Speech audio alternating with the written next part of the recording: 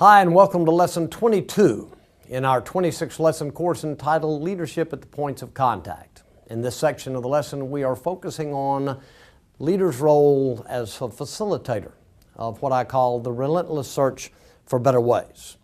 I've created a 4-step model for that process, which you'll see depicted as a graphic on the screen. Here are some things we know as we move into the 4th and final step in my model. 1, things almost always work out better if we have a plan than if we just wing it, right?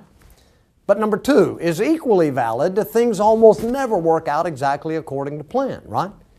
Here's what we're going to learn from the step we just completed, implementation. The first casualty of implementation will be components of the plan. I don't care how much time, I don't care how much effort and energy we put into creating plans.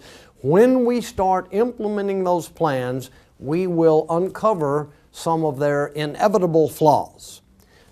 Our search for better ways is relentless. What does that mean? It means ongoing. And so our 4th step is the step we take to continue the process improvement dynamic by stepping back from our implementation efforts and examining the plan we created and the processes that we've used. The plan we created, of course, was the who'll do what by when. The processes are nothing more than the activities, the tasks that people are performing consistent with that plan. Here's what we're going to look for in our scrutiny. And when I say our scrutiny, I mean you again invite the same people who have participated with you throughout to the fine-tuning, to the improve step. Remember that we're expanding their participation. So what we're going to be looking for when we scrutinize the plans and the processes, 1, we're going to look for the parts that have worked. The parts are the components that are moving us in the direction we want to go. And we're going to look for those parts, the inevitable mistakes that we have made, the inevitable flaws that we will encounter in the plan and the implementation. What are we going to do with what we find? Well, see if this makes sense to you. What do you think we ought to do for the parts of the plan that are working? I don't know. Call me impulsive. Let's celebrate. Let's acknowledge the parts. Start with the parts that are working and celebrate. I don't mean take a day off and throw a party, but I am suggesting that you acknowledge those parts and those activities and those performances that are moving us in the direction we want to go, which brings us to the second part. What about the mistakes? What do we do with the mistakes? First and foremost, I suggest that we acknowledge the mistakes. A mistake that leaders make too often at this phase of the process is to either ignore mistakes and hope they go away or hope they correct themselves, or be really coy in the way they deal with them for fear of hurting someone's feelings. Look, I'm not telling you that sensitivity isn't important. What I'm telling you is that sensitivity needs to take a back seat to performance. When you encounter parts of the plan and implementation that aren't moving us in the direction we want to go, you've got to shine a light on that. You've got to acknowledge the mistakes. But here's what you do as a leader.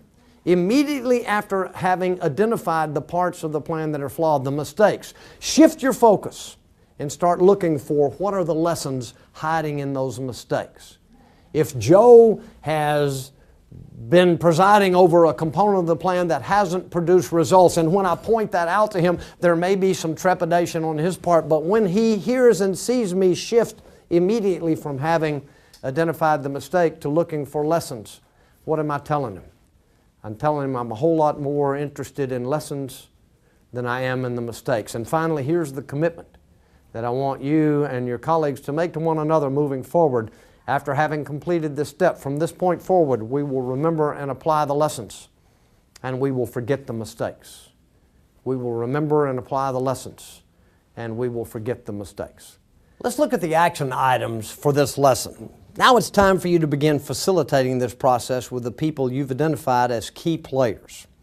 Look back over the preceding 3 steps in the model and suggestions I've made for ways to effectively facilitate this process.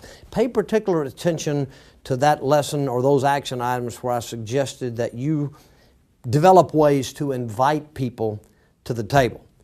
Since implementation, the step we talked about in this lesson, is impossible without staff, now's the time for you to invite them to participate in this process, beginning with step 1, deliberate. And so I leave you with this